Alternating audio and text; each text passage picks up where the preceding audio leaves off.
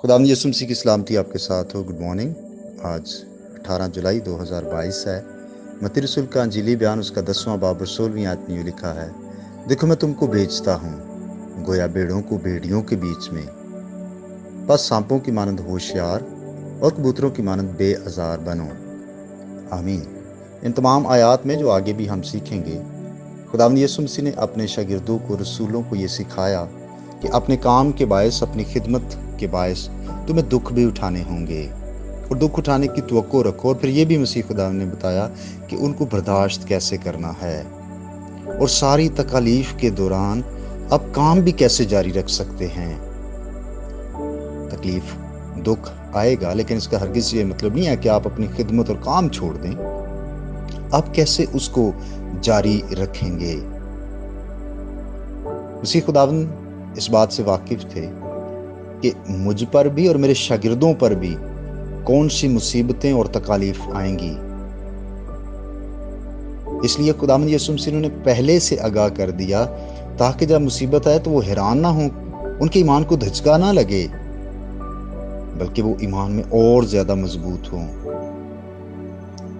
बेशक सख्त मुसीबतें आ सकती हैं। खुदावंद यीशु मसीह ने कहा, देखो मैं तुमको भेजता हूं गोया भेड़ों को भेड़ियों के बीच में। फाड़ डालने वाले भूखे भेड़ियों के गौल में गिरा हुआ कमजोर, बेबस, बेकस और गैर महफूज भेड़ों का गला क्या उम्मीद कर सकता है? सिर्फ यही कि हम परेशान किए और फाड़े जाएंगे।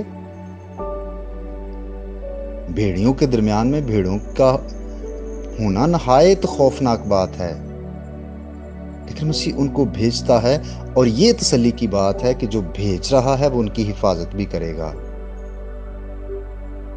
और इसके साथ साथ जो अहम बात है वो है हिकमत और दानाई के साथ खिदमत के काम को करना। सांपों की मानंद होशियार और कबूतरों की मानंद मासूम। इसका मतलब ये है कि बिल्कुल खामोश हो जाना और अपने ईमान को अपने तक ही महदूद रखना ताकि हम सताए ना जाएं, ये इंतहा पसंदी है। और ना ही हम बेवकूफ़ी करके अपने लिए और अपने दूसरों, अपने मसीही दूसरे जो बहन भाई हैं उनके लिए मुसीबत बनाएं। हम जबरदस्ती अपने ईमान को दूसरों पर ठोंसने की कोशिश ना करें, बल्कि हर रोज हमें हिकमत और दानाई के लिए दुआ करनी है कि खुदा हमें हिकमत और दानाई बख्शे ताकि हम बड़ी समझदारी के साथ मसीह के इस काम को जारी रखें और खुशखबरी का पैगाम दूसरों तक पहुंचाते रहें। खुदा आपको बरकत दे। आइए हम दुआ करें। ऐ प्यारे आसमानी बाप, आज सुबह हम इकरार करते हैं कि हम में कोई दानाई नहीं है। हमें हर रोज तेरी रहनुमाई की जरूरत है। हमें हर रोज तेरी हिकमत की जरूरत है। खुदा आज के दिन में हम सबको अपने हुजूर लायक तौर से जिंदगी बसर करने का फजल दे और बख्श दे खुदा कि हम बड़ी हिकमत और दानाई के साथ खुशखबरी के पैगाम को दूसरों तक पहुंचाने वाले हों।